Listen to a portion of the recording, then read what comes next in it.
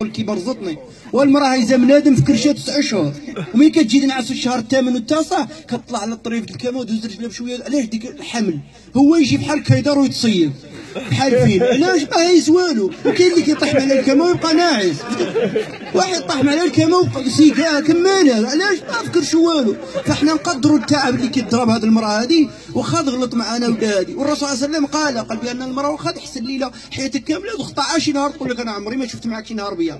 ولهذا اللي غيجيب المراه ديالو ليله العرس العروس، واحد الشيخ قال له ما نجيبها وزنها الميزان وزنها زممونا شهر 9 كدا فيه 2016 50 د الكيلو فيها.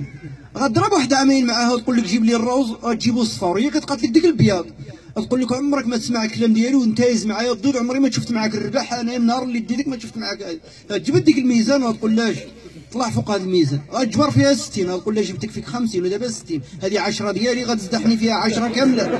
كيلو جوج نقولوا ما الدنيا ولكن 10 غتنكر. 10 زدتي معايا هذه بطاطا ديالي مطيشه ديالي الحوت اللي جبتي معايا زاد فيك 10. فلهذا اعمل الحساب ديالك ان الانسان يحاول ان المرأة يكرمها. وهذا الرسول صلى الله عليه وسلم قال خيركم لاهله وانا خيركم لاهلي، واستوصوا بالنساء خيرا، ويكرم الانسان المرأة. واللي بغى يفوز بالقلب ديال المرأة، القلب ديال المرأة اذا بغيتي تفوز به انك تحسن اليها ما استطعت، تحسن اليها. اذا طيبت لك على العدس قول له فهمتيش العدس ولا الكرامه لا تشي جديد، هي العدس عاديه ولكن انت عاشقه وشمتي. طيبت لك تشرميله قول له لطيف على تشرميله، لا دير كاع واش بيسطاج ولا تشرميله، هي تشرميله بحال الناس حامطه ولكن انت شكار قول له راه نبوس لك اليدين اللي عندك. لان علاش هيدا باش الحياه دحله. ونختم بهذه يعني باش ما نختم بهذه مساله الزواج، ان حتى الزوج دابا باش ما تعمل هذا تعيش الحياه وتعلمها وتقول لها تزين باش ما يجي للدار ما تجبرش يا احمد الميكانيك والشعر وكاميسون 60 درهم مريش باللي خيه، لا قول لها تزين وتعدل وكذا. وهذه احنا الرجل مطلوب كيحب هذا الشيء في المراه. شحال كتجبر اخر تزوج بالمراه هو كيتشوف في الزنقه، علاش ما كتلبسلوش المراه ما كتلبسش وتزين حتى هو داخل بالشرطه في 94 مهري. فهمتي هذاك اللي كيفرقوا في الزنزان ديك بياطو ديك العله ومهري منقومه ما بقاتلوش وداخل ما لبس لونه احمر فيه النجمه شي حاجه واحده الماركه شي واحد ب 80 درهم خاص الدخل هكذا وسكسف وكل تشكلي وحلاق وكذا. واش فهمتي تجبروا ماشي من الخدمه فيه العلقه ناعمه ما تهوش السكسف قطع الضفرين وكذا كل تشكلي انت وتقول كلام مزيون باش حتى هي كذلك. عاو هي كتجبرها شحال من واحد كتجبر المراه ديالو ما كتعاملش معها مزيان في الدار البوطه تقاضت العيل طاح الدواء تقاضى مول الضوجه مول الكرا كيفتش عليك يشعب ديك الباب ويخرج كيمشي طور حد البارتي كيقول له القاتله كوه القاتله فيك انت وما خصكش تمشي ب 20 خصك تمشي ب 100 باش على الله تفوت مع هذه المراه ما ب 20 غتلحقك. علاش كيقنط في الدار ماشي بحال اخر كيجي كيجبرها لابسه ومكحله ومزينه ومعدله. وعلاش كيسلموا عليه صحابو كيقولوا له حمزه واش نوقفوا كيقول له معاه مشغول عندي شي شغيه المراه هي كتعمل في الدار وكعيبات وهذا كتدخل تقبلو تقول له مرحبا بك وتضحك وكذا. ماشي اخر علاش كيهرب البارشي 5 طروحه البارشي عيد العرش 5 طروحه كاملين في القهوه. علاش كيقول ما رجعش للدار؟ علاش غيرجع للدار غيجبر حميدو الشميله متشرمله واش الراجل ولا هذا؟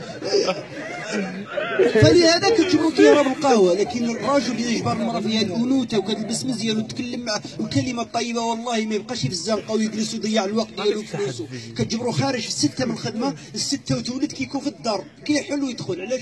كيحس بالهناء. شحال من واحد والكلام ديالها الطيب. اخر كتجبر المراه كتهضر مع صاحبتها في التليفون لبنى كيف حالك لاباس بخير ما يجي الراجل ديالها وصافي جبتي ديك الزيت وديك البطاطا اللي قلت لك والطحين اش ما تقولش هو جبتي الزيت والبطاطا ما يسمعش هو مسكين هادشي. ولهذا اخر مشى للتليفون مشى يقطع كارطه صغيره باش عرف ديك التليفون دا شريتها الايفون سكينه صغيره وموسطه وكبيره هو عنده ديك الموسطه خصو يرجعها صغيره ومشى لاتصالات المغرب جبر تما واحد البنت قال لها خصني نقطع هذه الله يجازيك بخير اختي هذيك العائله اللي الموظفه اللي تصرف مره انت كيفاش كيكونوا كذا الموظف اللي خدامين تما، قالت لهم قطعوها صغيره مره ولا موظفه؟ قال لها قطع. اول مره يسمع قال لها والله انا تقلقت تزوج. هاي المراه فيني انا عندي قويده في الدار، علاش الصوت ديالها مبعبع والله يا اخي الشيشه هذا الراجل مطلوب في المراه انه يكون فيها الانوثه باش ما يشوفش في الزنقه. شحال من واحد ما كتلبسلوش المراه في الدار كيكون جالس كيقول له صاحبو كيتهاود معاه كيقول له فاي بالك، كيقول له انا بياسه غازال ما عندكش بياسه في الدار وقل لعلم وتشوف فيك هذا الشيء انت البس له. ابن عباس كيقول اني احب ان اتزين لامراتي كما احب ان تتزين لي.